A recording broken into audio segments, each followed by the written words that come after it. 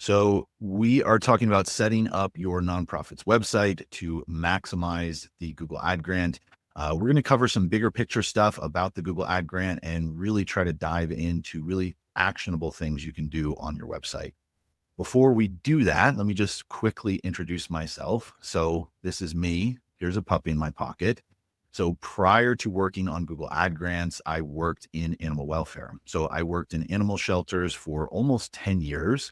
And then now I've worked in digital marketing for almost 10 years. And Digital Tabby is the combination of those two careers. So trying to kind of find the overlap there. So that's just a super quick background on me. And with that out of the way, let's get into it. So, like I said, first, we're going to focus on some kind of bigger picture fundamentals, uh, really briefly going over kind of what the grant can and can't do. And even though we're focused on our website, establishing this is going to be important and it's going to tie back into everything else. So there's lots of fundamentals we could cover, but these are the two that I think are most important for this. So first, the Google Ad Grant ads are search only. So we're only showing search ads, which means we're capturing existing intent. In other words, we can only show an ad when someone is searching. I know that's a little bit obvious, but sometimes the nuance of that gets lost. And again, we're going to come back to this. The other piece here is that Google Ad Grant ads show after paid ads. And this means that sometimes we have to get a little creative with keyword research. Now let's look at that a little bit more closely.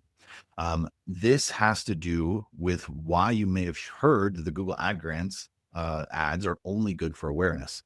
That's really just kind of a piece of the truth. It's not the whole truth. So the reason people say this is because Google Ad Grant ads show after paid ads. And again, I promise we're going to tie this into our website and our audiences and all of this. But Google Ad Grant ads show after paid ads. So if we search for something like donate my vehicle, we see sponsored, sponsored, sponsored. Even though this has kind of a nonprofit angle because it includes the word donate, it is safe to say that these are all paid ads and a grant account is not going to get the chance to show. So when we understand our audience, however, we can kind of work around these paid ads. And just to clarify that a bit more, paid accounts are going to want to target any keywords that are really clear intent, like donate my vehicle, and revenue generating, again, like donate my vehicle. So instead, what would our audience search for? In other words, what would someone who wants to donate a vehicle and support a nonprofit, what else could they potentially search for? So instead of donate my car, they might search for, and I'm going to use a lot of animal welfare examples because that's just where I come from and what I like. But they might search for how to help animals, right? So we can see here, because the intent of this is less clear. We don't know exactly how they want to help. They might want to foster, volunteer. They might want to donate financially as well. Because the intent is less clear, paid ads aren't as interested in this. So this could be a valuable keyword for your nonprofit, but the key here is to start thinking of keywords in terms of audiences. So the person who searches for donate my vehicle might also search for how to help animals or how to help any other kind of category. The other way to think about this is we can kind of see this visually here. So we can see that second search has less clear intent, so less competition, but you could still think about it where they're showing up to your website interested in how to help animals. Now you can educate them on what you need and present an offer or an ask. And we're going to talk about exactly this. That's really where the rest of this presentation is going to focus on, is how to make that ask, make that offer, and present your website in a way that can convert. Okay. So those are the basic fundamentals. And we know that we need to understand our audience. So how do we actually do that? Now, you already know who's interested in your nonprofit. You already know who you can help, but have you actually really sat down and stepped back and said, okay, who is my audience and how do they typically find me? Well, we can do that by asking a couple questions. So first off, we can ask exactly who is searching and what are they looking for? So sometimes this is going to be really simple, right? It could be something simple like, well, they're searching for cat adoption.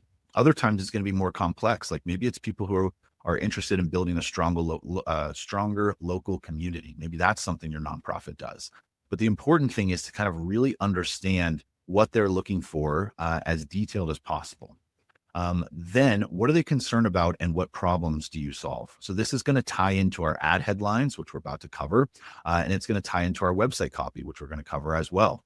But you can create content around this too. So maybe you have a specific article about how to help animals or how to help whatever region or group or anything that you're supporting. The goal is to understand the concerns first and then focus on addressing them. And then this is a big one here too. Okay. So this is really important when you're writing any kind of content in trying to communicate your mission to folks is what are the key issues that your audience uses to make a decision? So you might be surprised at exactly what this is, but you've definitely heard it before. So people, your advocates, your donors, people who engage with your programs, they've told you, hey, I picked you because of this. Whatever that this is something you really want to be aware of when it comes to your audience because your audience really values that. So again, it could be something super simple. So if it's a cat shelter, maybe it's because all the cats are microchipped. But for more complex nonprofits, it could be the specific values that you bring to your work. But the important part is actually asking these questions because otherwise some of your ad copy and your headlines, whether that's on your website or your actual Google ads, will feel just not as sort of robust. They won't resonate as much with your audience. And what you can do, and this is tough to present this joke in complete silence, but what you can do is create a custom, you can create an avatar that's really specific. So we have Ted and his cat, Dr. Whiskers here. And this is just a little photo that Ted put together. But in all seriousness, you can really sit down, give your customer avatar a name, give them a backstory. Who is it that you are really writing these ads to? When you do that, I promise creating those ads is going to be so much easier because instead of just writing ads or writing your headlines on your website, you're actually, writing them to someone. You're presenting these to someone that cares about your nonprofit. And there's just a couple little notes here as far as, maybe Ted loves that his local cat shelter is free roaming. So that's one of those, hey, I picked you guys because of this. And then so that would be a feature that you would include in all of your headlines, whether those are on your website or your ads. And I think you get the idea there. So now that we understand our audience, we can perfect our call to action, our CTA. And we can do this by making sure we have the right message in our ads and on our website. So Nikki, if you want to go ahead and drop the link to the ad copy formulas, this is something that I am sharing with everybody. I see more Dr. Whiskers there. I appreciate that. So you all can check this out. I'm going to go through this briefly. For this presentation, we're really focused on kind of writing for our audience, whether that's headlines on our ads or headlines on our website. They're going to overlap and we want them to kind of be connected. You can check out this resource, which is going to go into more details here about exactly how to structure your headlines, title case, sentence case. There's actually a study that was done that shows what was best, but we're going to focus on the 8 formulas that we have here. So using your brand name, we're not going to worry about that too much. We're not going to worry about keywords as much. We're going to jump over here to ask a question. Once you understand who your audience is and what they value, we can ask the right questions. And what I actually like to do here and what's being described is ask a question you already know the answer to. So you can see here, again, this can be super simple. Ready to adopt your new cat, looking for a feline friend. We already know our audience is doing that. So asking them a question that we know the answer is yes to obviously moves them in the right direction. So this is just one example of that. Using numbers can stand out really well. And we've got examples here from large and small nonprofits. So I'm sure most folks probably have heard of Feeding America, but they use numbers, maybe a couple too many numbers if you look at this, but they really dial that in. So every $1 can provide at least 10 meals. That's a really strong headline, in part because it uses numbers and helps stand out. Strong call to actions. Tell them exactly what you want them to do. Don't be shy about it because, we know what they want, right? If we've done our audience research, and feature benefits. So this is that example, free roaming cat shelter. So this is a real headline that we're actually using for Cat Care Society that does really well. This is something that's unique to Cat Care Society, a cat shelter out here in Colorado. They are free roaming. So you can walk in and meet 30 cats just hanging out, lounging around. So And that's something that we know the audience cares about. We know the audience resonates with. Ted and Dr. Whiskers, obviously. And so, yeah, we absolutely want to include that in our headlines and in this case, our descriptions. And then solution focused and then appeal to emotions and outcomes. I'll let you all check out the rest of these. I think it's pretty straightforward, but the point is if we have our audience, so let's just kind of tie this together. If we have our audience here and we know who we're talking to, and then we use a resource like this to give us 8 different options to write our headlines or our ads on. Suddenly the whole process can become much more efficient, much more effective. We're writing using specific techniques for a specific person. So we know we'll be dialed in on our audience. So that's where we're coming from there. Now, let's take a look at this in practice too. So we took a look at a couple headlines, but let's look at how this would actually play out on your website.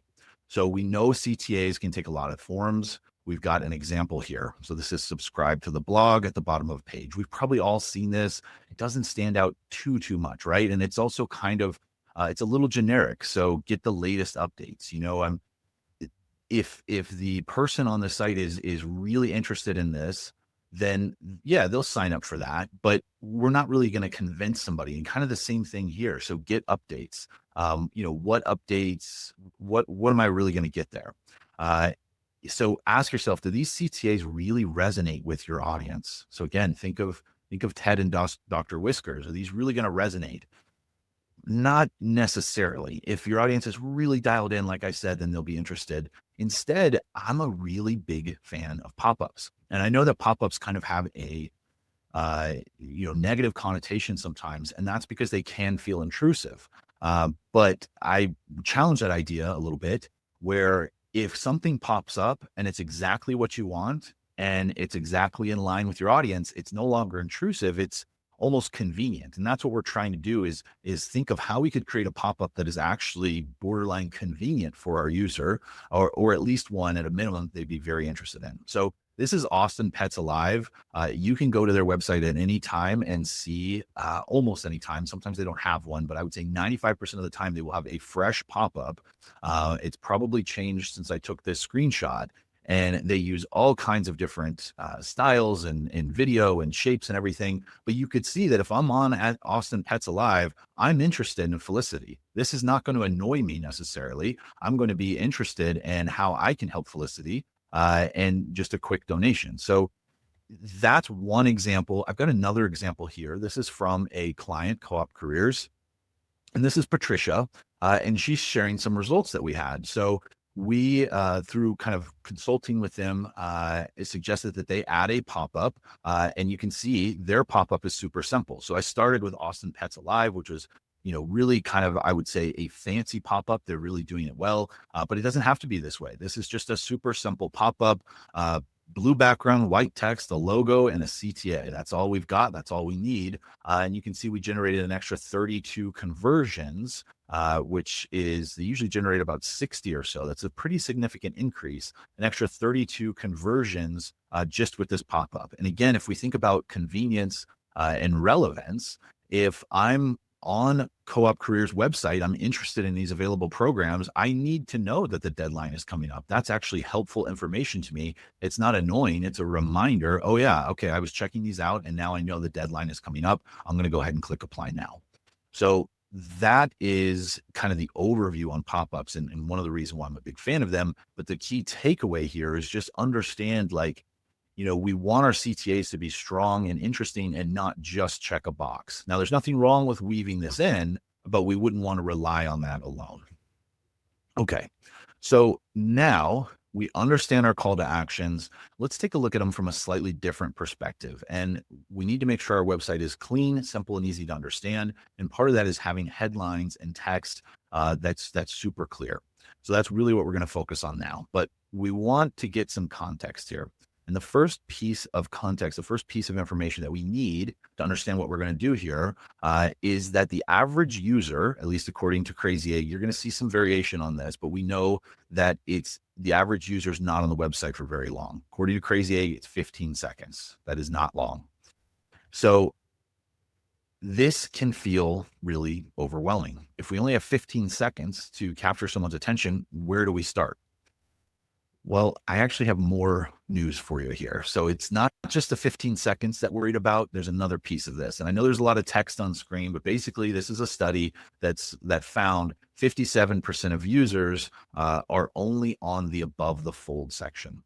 Now, this is actually reduced in a in that people are going past the above the fold section. We'll talk about what the above the fold is in just a moment. But basically, you're looking at somewhere between 60 to 70% of people are going to be on your website for 15 seconds and they're going to stay above the fold. And the above the fold section is, if we're taking a look at this wired impact design right here, the above the fold is going to be right around here. It's going to vary a little bit based on the browser size and screen resolution and all of that.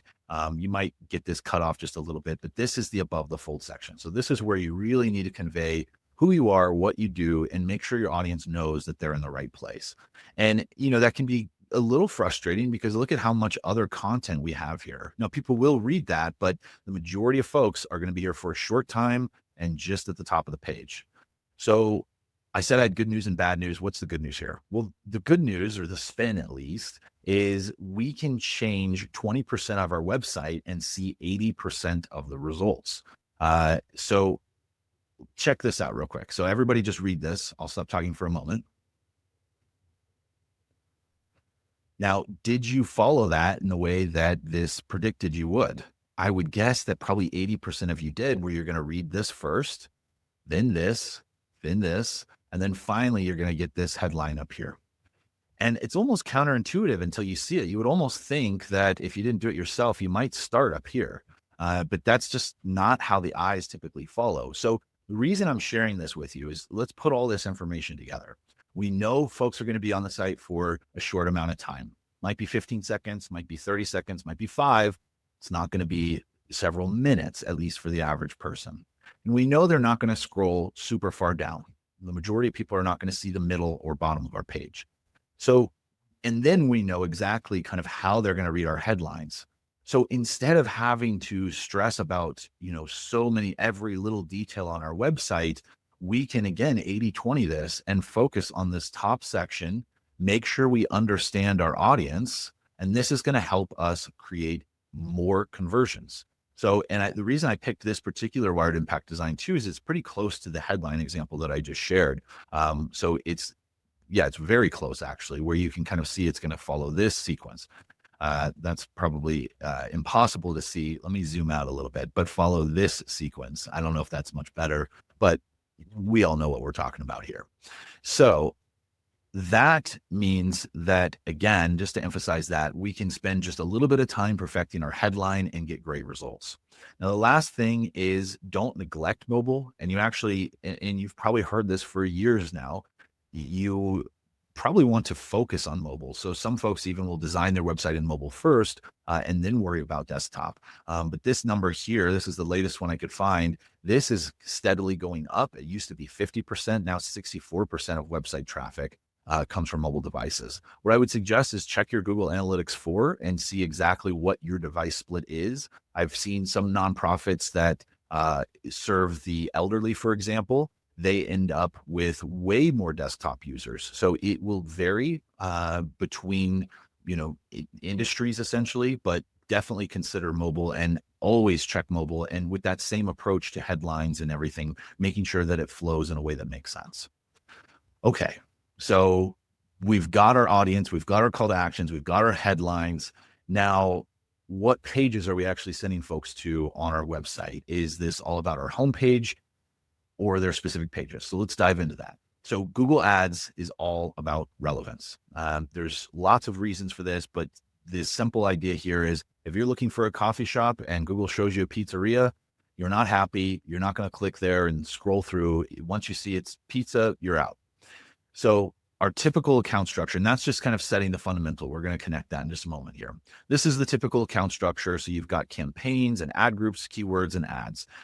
We're going to kind of cruise through this very briefly. If it doesn't make perfect sense, stay with me. The concept that I'm conveying here will make sense. So what we want to do is have relevance. So if we have a group of keywords that are all about adopting a dog, and then we want our ad to be all about adopting a dog, Then finally, we want our landing page to be about adopting dogs. We don't want to send them to our chinchilla adoption page if they're interested in adopting a dog. So this comes back to our website structure, how our website is designed, and then making sure that our ad copy and our headlines on our landing pages, which is just the page they end up on, matches our audience. So this naturally leads to the question, do I have to create new pages? And this can feel a little overwhelming as well, but let's break that down. In many cases, yes, you do to see the best results from your Google Ad Grant, but I'm going to give you a rule that you can work with. So let's look at an example of how and why this is an issue. So let's say you searched for massage therapy. You're looking for massage therapy and you end up on this nonprofit's website. So let's check this out. We are scrolling down, we see psychotherapy, we see hypnotherapy, we're still scrolling. Now remember, most folks are going to stay right around here. We're not going to get them above the fold and they're not going to stay very long. So even if they do, they're going to leave pretty soon. So we're still scrolling, we're still scrolling, we're still scrolling. And then here we go, we've got massage therapy. So at this point, the average Google searcher is going to be gone. So again, think of it this way. If you're looking for a coffee shop and you end up on a website all about pizza, and then finally at the bottom, they say, oh, also we sell coffee, you will have left long before you get to coffee or a massage, which does sound nice, but you're going to be gone before that. So that is why we typically need to have a dedicated page. So here's your rule of thumb. Every unique offer should have its own service page. So if you're not sure, and this is going to come back to our audiences, right? If you're not sure, ask yourself, does this service or offer speak to more than one audience? 95% of the time, if the answer is yes, you will need a new page. And if you have specific pages or specific questions about that, feel free to ask at the Q&A section. But the main point in another way of asking yourself this is, does the user have to scroll before they realize they're in the right place? And again, based on what we know about above the fold in 15 seconds, that's going to make sense. Okay. We've got our headlines. We've got our call to actions. We know what pages we're sending people to. We've got our audience. How do we know that all of this stuff we're doing is working? So that's where conversion tracking comes in. And this is also where things can get a little technical. So first off, let's make sure we're on the same page with what a conversion is. So a conversion is any meaningful action on your website that moves your nonprofit's mission forward. So this meaningful action is the important part. And it's going to vary between organizations. The obvious ones are going to be completing a donation, completing a form, signing up for your program, etc. If you're not sure, the proven business cat technique is to just ask yourself, so what? So if somebody says, hey, 100 users scrolled halfway down the page, so what? What does that mean really for your organization? That really doesn't qualify as a meaningful action for us. So this isn't really a great nonprofit a great conversion. I can't speak to Business Cat's nonprofit. I'm sure it's great. So why do we care? A conversion answers the question, is this working? And this could be within our Google Ad Grant, which are the examples we're going to look at here, but it can also answer, do our headlines work? Are we sending people to the right page? It can answer all kinds of questions about whether or not it's working, it being your Google Ad Grants, your ads, your paid media, whatever you're doing. Okay, so one of the questions it can answer is, in this case, this is Cat Care Society. They're showing up for Rocky Mountain Feline Rescue. That's a different rescue. But we can see we generated a conversion in the form of an adoption application click. So we can say, hey, this is actually a reasonable keyword. We're okay to keep showing up for this. Here's one that I really like and use all the time is we can use conversions to understand how far out as far as distance should we be showing our ads. So you can see for Cat Care Society, we are showing ads 100 miles away and generating conversions at $6. Now, of course, those conversions are generating 6 conversions. Of course, those conversions are more expensive than the 10-mile radius. But considering how the grant doesn't roll over, we would rather get these 6 conversions at this rather than just leave the money. And this is something you can kind of mess around with. So we could move this down to 75-mile radius. But basically, the point is conversions help us understand, are we being effective? Is what we're doing working? Now, conversions, as I said, can get technical, and there are lots of different ways to handle this. This is my preferred approach. You can find tons of content on YouTube. You can find tons of professionals who are going to handle this in slightly different ways. Some people like to just set up all of the conversions in Google Analytics 4. I prefer to set them up in Google Tag Manager, send them to Google Analytics, and then import them to Google Ads. The reason I like this approach, and not to get too far into the weeds here, but when we do it this way, we then get all of our conversions in Google Analytics. So let me show you exactly what I mean. This is Co-op Careers again, and we can see, because the way we have it set up, we can see all these submit interest button clicks. We can see this across all the different channels. So we have paid search here, and then we have direct and organic search, organic social, and any other, paid or organic traffic that they have. We can see it all there. And that's the benefit of doing it this route, sending it to Google Analytics first, rather than trying to send it directly to Google Ads. So I know that gets a little technical, but again, we can cover that in the Q&A. So how do you set this up? Well, you've got a couple different options. You could hire someone, you can learn to do it yourself, whether that's free or paid. I do have an offer for everyone here. So the first is the Google Ad Grant Catalyst program. So this program teaches you everything you need to know to manage your Google Ad Grant. It's humbly referred to as the most comprehensive Google Ad Grant training on the planet. This includes conversion tracking. So that's what I'm going to focus on real quick, but just to show you, if you go to my website, check out the course up here, you can see sample lessons. I think you already have a good idea of kind of how I teach, but I'm the one teaching all of this. You can see the full syllabus, but when it comes to conversion tracking, it's a huge part of the program. So you can see what is a conversion. We're going over exactly how to build this step by step with every possible conversion that you would need. And I think what is notable about this program is it's video training, but also weekly office hours. So if you get stuck on conversion tracking or any part of your grant, you can pop in here, 3 p.m. office hours. You can pop in and get answers to your questions. So those are your options for conversion tracking, but it is critical to have some kind of conversion tracking in place. It doesn't have to be the fanciest conversion tracking in the world, but something needs to be there. Okay. Before we get into the Q&A, I want to just let you know a couple other things here. So how can Digital Tabby and myself help you maximize your grant? So two options here. We can help you learn to manage the grant with the Google Ad Grant Catalyst program, which I just shared for you. And then we can also handle it all via our management package.